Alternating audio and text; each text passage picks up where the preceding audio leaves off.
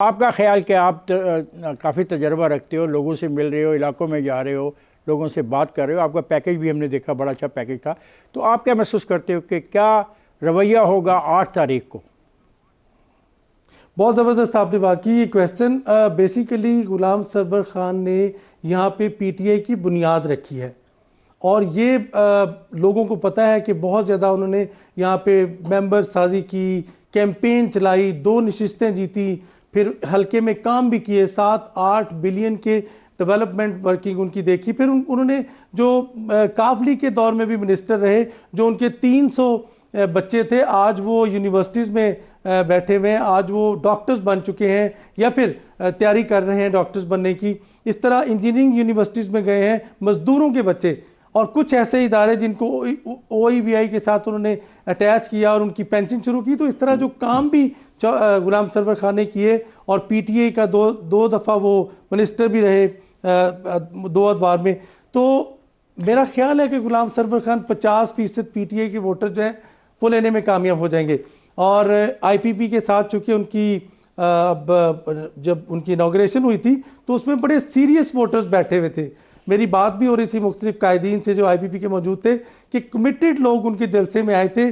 वो सिर्फ उधार के और वो जलसों में जैसे बुलाया जाता है, उसके बाद दूसरे जलसे में भी वो लोग होते हैं, तीसरे जलसे में भी वो लोग होते हैं और खाने का इंतज़ार कर रहे होते हैं, वो लोग नहीं थे, कमिटेड लोग थे। और गुलाम सरवर खान की पोजीशन बेहतर है। और दूसरी तरफ इंडिपेंडेंट वोटर जो है बैरिस्टर अकील, यकीनन उनके अपने भी वहाँ पे वोटर दड़ेबंदी है वहाँ पे, क्योंकि 3-4 तो जो ग्रुप्स हैं बड़े, उनमें दड़ेबंदी के वोट हैं। कम से कम 15 से 20 हज़ार चौधरी निसार के वोटर्स हैं, और इसी तरह बैरिस्टर अकील के अपने जो वोटर्स हैं जो घर से लेके वो चलेंगे वो कम से कम 15 से 20 हज़ार हैं। और इसी तरह अगर देखा, ठीक है, मुझे ये बताओ कि हैवी मैकेनिकल कॉम्प्लेक्स का जो एरिया है वो किसके साथ जाएगा वोटर, अगर हम उधर पर काउंट करें तो?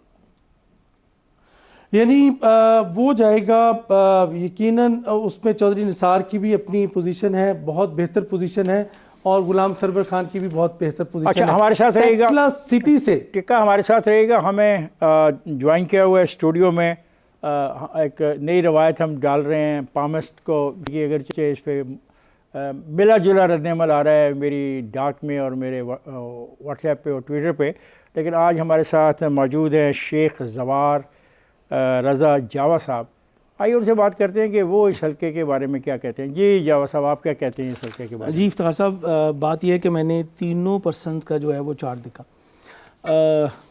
चौधरी निसार साहब, निसार अली खान साहब का भी, और गुलाम सरवर साहब का भी, अज़रा खातून जो भी सुबह ही मेरे ख्याल को तब्दीली आ रही है अज़रा के मामले में, लेकिन नहीं, सुबह की जो थी वो तो यही थी मेरे पास। और मैंने जब तीनों का देखा तो चौधरी निसार साहब तो खैर मुझे दौड़ से बाहर नजर आते हैं।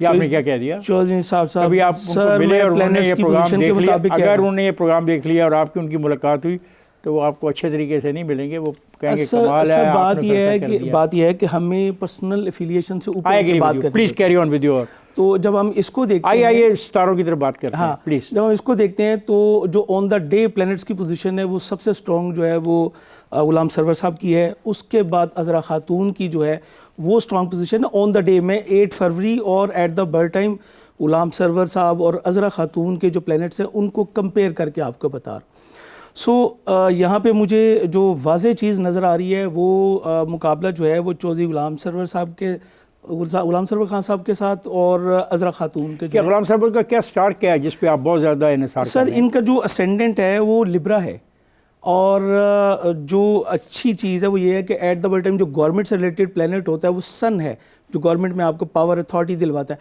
वो इनके जायचे के 5th में होगा जहाँ पे इलेक्शन से रिलेट है, और एक सेक्सटाइल बनेगी, ट्राइन बनेगी जिसको कि हम एक बहुत ही पॉजिटिव कहते हैं। सो इनकी पॉपुलैरिटी बहुत ज़्यादा होगी। फिर जो इलाका है उसको हम 4th हाउस से देखते हैं, वहाँ पे वीनस, मार्स और मरकरी तीनों जो हैं वो साथ हैं। ये इनकी कोशिश है कि अपनी जो जनरेशन है उसको भी साथ में जो है वो गैदर करके चले। ये चीज़ इनके बड़े प्लस पॉइंट में जा रही है। और यहाँ पे मैं जो देख रहा हूँ एक ये नज़र एट द बर्थ टाइम वाली भी और अभी भी, ये इनको बहुत पॉपुलर जो कर। कौन सी डेट ऑफ बर्थ इनकी लिए? जी बिल्कुल मेरे पास है जी, ये 13 अक्टूबर 1955 है इनकी। और इसी तरह जो अज़रा खातून है उनकी 30 मार्च 1955 है वो भी। और जो चौधरी निसार अली खान साहब हैं, ये 31 जुलाई 1954 है। जब सबसे पहले कि मैं आपसे जानता हूँ, मुझे एक बात बताएं कि इतने यकीन से आप कैसे कह सकते हो वोट और चीज़ है और ये आपके जो सर अंदाजे देखिए, हैं ये और हैं? सर देखिए, अंदाजे नहीं हैं।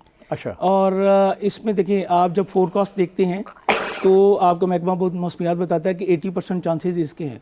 आलम कुल तो परवरदिगार की जाता है, लेकिन जब प्लैनेट्स किसी के स्ट्रॉन्ग होते हैं तो उसकी मूवमेंट्स चेंज हो जाती हैं। ठीक है जवाब। इससे पहले खालिद साहब हम इस प्रोग्राम को अब ख़त्म करें, मैं चाहूँगा कि आपकी तरफ से फाइनल मुझे कमेंट्स दें। अब जब हम सारी बातें हम कर चुके हैं तो आए टेस्ला के बारे में आप क्या कहते हैं, और फिर मैं जाऊँगा आपके जो दोस्त हैं टिका, and then we will wind up. जी देखिए, मैं इसमें एक पॉइंट जो सामने आता है वो ये है कि चौधरी निसार अली ख़ान अगरचे उनकी यहाँ पे एक स्टैंडिंग मौजूद है, लेकिन इसके बावजूद उनकी जो प्रायोरिटी दिखाई दे रही है वो यही है कि वो जो चक्री का हलका है, दूसरा हलका जहाँ से वो कौमी असम्बली का इलेक्शन लड़ रहे हैं और जहाँ उन्हें मुकाबले का सामना है मुस्लिम लीग नून के जो इंजीनियर कमरुल इस्लाम हैं, उनसे उनका मुकाबला होने जा रहा है।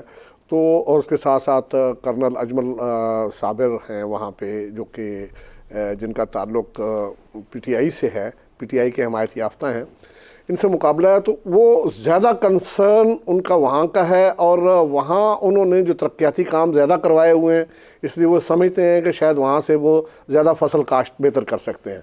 इसका फ़ायदा पहुँचेगा उनके मुखालिफ उम्मीदवार और ख़ास तौर पे ग़ुलाम सरवर ख़ान को, जो कि उनके रवायती उम्मीदवार हैं। अब ग़ुलाम सरवर ख़ान साहब जो हैं, उनको जो पीटीआई का वो वर्कर है जिसके साथ वो किसी अंदाज में अटैच रहे हैं, आज वो सिर्फ इस वजह से हम नहीं तवक्को कर सकते कि वो उन्हें छोड़ के किसी और तरफ चला जाएगा। कल तक वो उनका बेनिफिशरी रहा है, बेनिफिशरी इन द सेंस कि उनके जो वेलफेयर के मामलात हैं उनको उन्होंने बहुत अच्छे अंदाज में देखा हुआ है। तो फिर इस चीज़ का भी उनको जो है वो बेनिफिट वहाँ पे होगा। और फिर ये है कि मुस्लिम लीग नून ने अपना कोई कैंडिडेट वहाँ पे खड़ा नहीं किया और किसी को डिक्लेयर नहीं किया। साहब आपका बहुत बहुत शुक्रिया कि आपने इतनी तफसील से आज हमने रावलपिंडी पर बात की। मैं टिका साहब के पास जा रहा हूँ। फिर टिका साहब मुझे ये बताइए कि आप अगले 15 सेकंड में कैसे वाइंड अप करते हैं इसको? जी बिल्कुल, ये जो हल्का है पूरे पाकिस्तान में बड़ा मुख्तलिफ नौइयत का हल्का है। इसमें चौधरी निसार आज़ाद हसीयत में लड़े हैं और इसके साथ साथ बैरिस्टर अकील जो कि नौजवानों की तर्जमानी कर रहे हैं, वो भी आज़ाद हसीयत में लड़े हैं। हालांकि जो इससे पहले ज़िमनी इलेक्शन था वहाँ से तब वो मुस्लिम लीग नून यानी शेर के इंतखाबी वोट से इलेक्शन लड़ रहे थे और अभी शायद पार्टी एडजस्टमेंट की वजह से उन्हें आज़ाद हसीयत में इलेक्शन लड़ना पड़ रहा है। तो ये हल्का है कि जिसके ऊपर एनए की सीट पर तो एडजस्टमेंट है, लेकिन वहाँ पीपी आपके फाइनल कमेंट्स क्या हैं? व्हाट इज योर आपका फाइनल कमेंट? इसमें फाइनल कमेंट यह है कि सरप्राइज दे सकता है टेस्ला।